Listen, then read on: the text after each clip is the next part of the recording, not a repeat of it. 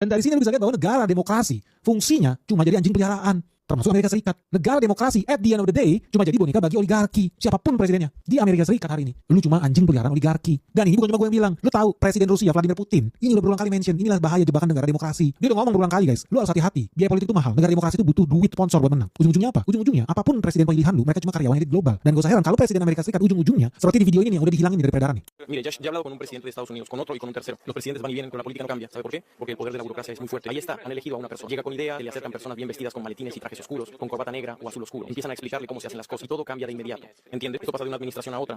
Di situ lu bisa lihat guys, Presiden Rusia udah bilang, gue itu udah ngobrol sama 3 presiden Amerika Serikat. Yang mereka datang dan pergi lah, yang namanya juga pemilu di Amerika Serikat itu 4 tahun sekali. Tapi walaupun presidennya ganti, gaya politiknya sama aja. Karena birokrasi di sana sangat-sangat powerful, yang kontrol itu bukan presiden. Meskipun satu orang udah dipilih, dicoblos sama rakyat Amerika Serikat. Mereka mungkin punya gagasan, mereka mungkin mencoba sama rakyat Amerika Serikat. Yang rakyat mungkin suka sama gagasannya, ide brilian calon presiden itu. Tapi ternyata begitu mereka terpilih, datang nih orang dengan koper hitam, pakaiannya rapi nih, pakai jas, dasi, dan orang-orang ini mulai menjelaskan, mengarahkan, mendikte bagaimana cara menjadi presiden Amerika yang baik dan benar. Ujung-ujungnya apa? Segala impian calon presiden itu, cita-cita, janji kampanye musnah seketika berubah menjadi program para birokrat itu. Dari sini lu bisa lihat bahwa membuat perubahan itu tidak mudah. Ini bukan karena presiden mereka nggak mau berbuat hal yang benar atau berbuat hal yang baik, bukan. Tapi karena itu adalah hal yang susah guys buat dilakukan. Contohnya Obama. Nah ini penting guys yang contohnya namanya si Obama. Obama itu punya pemikiran yang maju bro. Salah satunya apa? Dia sedih melihat banyak tahanan di Guantanamo. Demokrat, liberal, dicoblos sama mayoritas rakyat Amerika Serikat. Dia punya janji kampanye menghentikan pelanggaran HAM yang terjadi di penjara Guantanamo. Dia pengen tutup itu penjara. Apakah dia berhasil? Tidak. Terus Putin tanya pas dia ketemu sama Obama, lu sebenarnya pengen nggak sih tutup itu? Dan Obama bilang dari lubuk hati yang paling dalam dia pengen banget menutup penjara Guantanamo yang tidak jelas itu. Bayangin orang bisa di penjara bertahun-tahun disiksa tanpa ada putusan pengadilan, tanpa ada kepastian hukum yang jelas. Ngeri bro. Dan lu di penjara selama bertahun-tahun, mata lu ditutup, lu disiksa,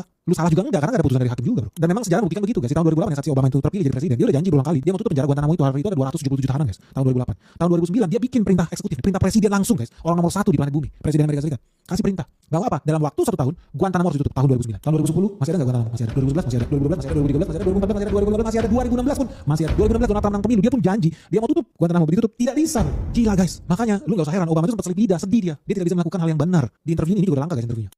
I've said repeatedly that I intend to close Guantanamo and I will follow through on it. Rather than keeping us safer, the prison at Guantanamo has weakened American national security. It is a symbol of our past efforts that, sincere as they were, ended up cutting some corners in terms of our commitment to due process. I've asked my team to review everything that's currently being done in Guantanamo, everything that we can do administratively, and I'm going to re-engage with Congress. With the Afghan war ending, this needs to be the year Congress lifts the remaining restrictions on detainee transfers and we close the prison at Guantanamo Bay. Today, the department is submitting to Congress our plan for finally closing the facility at Guantanamo once and for all. With respect to Guantanamo, it is true that I've not been able to close the darn thing. You know, one of the things you discover about being president is there are all these rules and norms and laws, and you got to pay attention to them. It is true that I've not been able to close the darn thing. It is true that I've not been able to close the darn thing. It is true that I've not been able to close the darn thing. Di situ lo bisa membuktikan apakah ini hoax tidak, apakah ini teori konspirasi tidak. Putin tidak bohong guys. Obama terbukti mengakui ada orang yang lebih powerful dibandingkan presiden Amerika Serikat sendiri. Ngeri nggak? Nah, itulah konsekuensi negara demokrasi. Makanya nggak usah heran kalau si Bernie Sanders ini satu partai sama Obama dari Partai Demokrat juga.